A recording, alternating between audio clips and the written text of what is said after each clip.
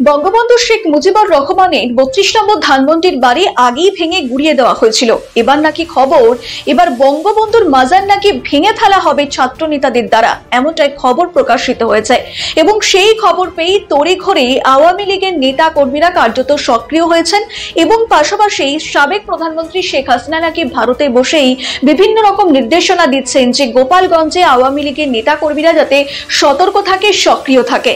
পাশাপাশি সরকার এবং সেনাবাহিনীকেও জানানো হয়েছে আওয়ামী লীগের পক্ষ থেকে। ইতিমধ্যেই স্বরাষ্ট্র মন্ত্রণালয়ের পক্ষ থেকে বলা হয়েছে যে গোপালগঞ্জে ইতিমধ্যে একটি সতর্ক অবস্থান নিয়েছে এবং কার্যত এই মাজার ভাঙতে রুখতে কার্যত সক্রিয় ভূমিকা নিচ্ছে সরকার। এখানেই প্রশ্ন উঠছে যে আদৌ বঙ্গবন্ধুর মাজার সুরক্ষিত থাকে কিনা সেটাই দেখার। এই খবরটি নিবেদন করছে স্বামী বিবেকানন্দ ইউনিভার্সিটি, আপনার সন্তানের স্বপ্নের ভবিষ্যৎ গড়ে তোলার একমাত্র সঠিক ঠিকানা। যোগাযোগ 7044086270।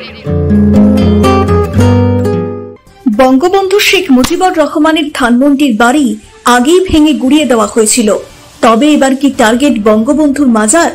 ইতিমধ্যে ভারতে বসেই বিষয়টি নিয়ে সতর্ক করে দিলেন মুজিব কন্যা। জানা যাচ্ছে আওয়ামী লীগের সমস্ত হোয়াটসঅ্যাপ গ্রুপগুলিতে সেই বার্তা ছড়িয়ে দেওয়া হয়েছে যাতে আওয়ামী লীগের সমস্ত নেতাকর্মীরা সক্রিয় থাকেন এবং সতর্ক থাকেন। এর জন্য তৈরি হাসিনার ক্যাডাররা, যারা নাকি মুজিব বাহিনী বলেই পরিচিত। সূত্রের খবর, মাজারে হামলা চালানো হলে ঝাঁপিয়ে পড়বে ওই বাহিনী, একেবারে তারই প্রস্তুতি রেখেছে হাসিনার দল। অর্থাৎ বোঝাই যাচ্ছে মোহাম্মদ ইউনূসের আমলে হওয়া সমস্ত কিছু পর্যবেক্ষণে রেখেছেন শেখ হাসিনা।